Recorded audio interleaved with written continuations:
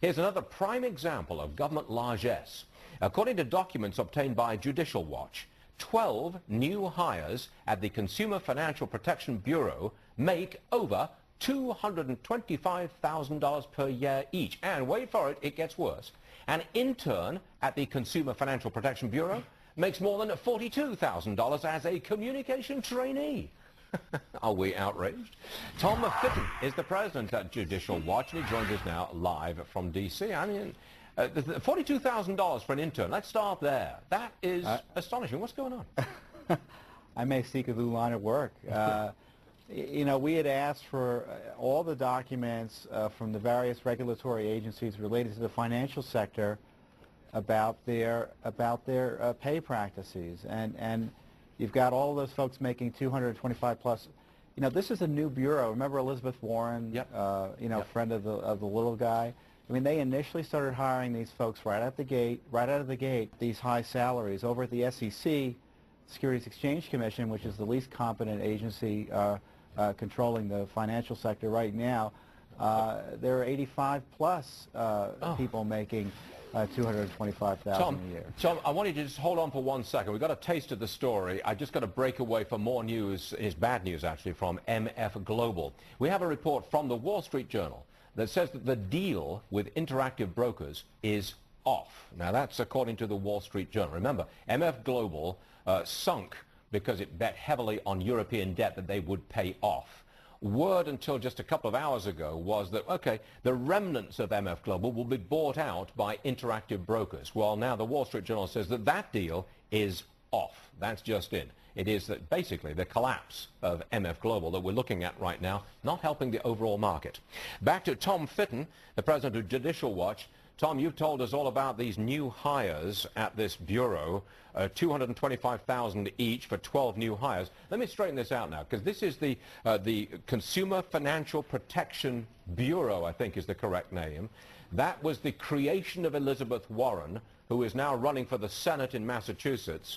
This agency is supposed to protect the little guy, and they're paying him all this money. Now, there's a juxtaposition. I can't get used to this. Well, you know, the question is it worth it? And we can't get the details of why these folks were hired and their names and other things that would shed some light on the details. It's twice what the Office of Personnel Management, which is the big federal bureaucracy that issues guidelines in this area, recommends for starting salaries. Well, are they top people, Tom? I mean, are they paying top salaries because they got to get the best people on the block? Is that the story? They're probably paying competitive salaries for government, which is paying too much. In the Washington, D.C. area, the average federal employee, according to Tweak, makes $126,000 a year. Now, so in order to get it up there, you got to get your people up at $225,000 to get that average up there. Where's the money coming from? They're paying them these very high salaries. The money's coming from the Treasury. The money's coming from fees you pay at banks. The Consumer Financial Protection Bureau is in charge of virtually every or has regulatory authority over every financial consumer instrument out there.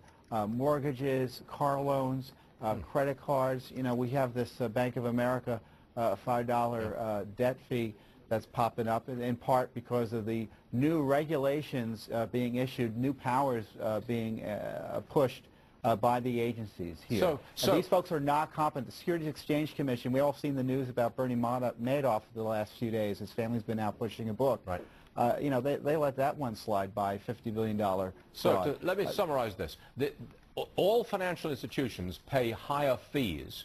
Those higher fees, the money from those higher fees, essentially goes to fund this new watchdog agency, and they're paying them $225,000 in the case of these 12 new hires. So that's a circulation of money from the financial institutions to the regulators to the people making some serious money here. But I wonder, before we close, have you got any more information on the $42,000 being paid to one intern? Because that's the shocking number.